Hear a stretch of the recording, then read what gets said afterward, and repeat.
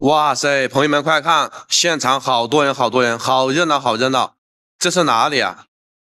亲爱的朋友们，大家好，我现在呢给大家揭秘一下，我在湖北武汉，这里是武汉的江汉路步行街，也是武汉最长的一条步行街。可以看到马路上好多人，好热闹，好热闹。这条步行街呢，总长度是1700米，也是武汉最长的一条步行街。左右两边的店铺啊，真的是灯火辉煌。跟上海的南京路步行街很像，然后呢，武汉的江汉路步行街啊，每天有2-3万人来来回回。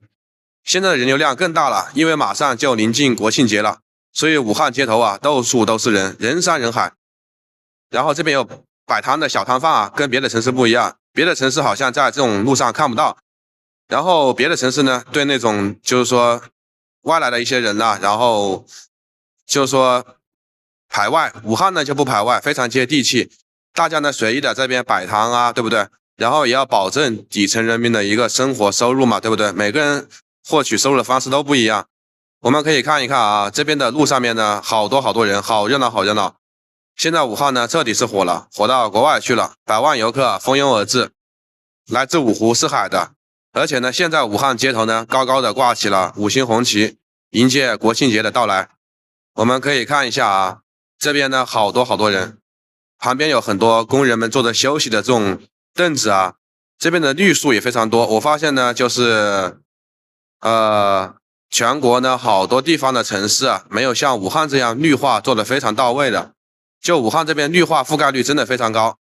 你有没有发现这几年呢，武汉的温度啊，夏天的时候没有像往年那么热了，武汉好像都已经退出火炉城市了。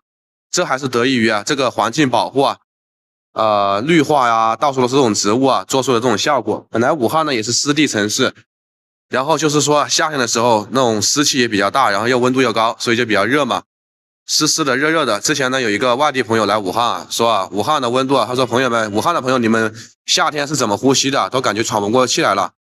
不过这2年呢都缓解了好多啊，还是你看这路边到处都是这种花盆啊、盆栽啊、树啊，看到没有？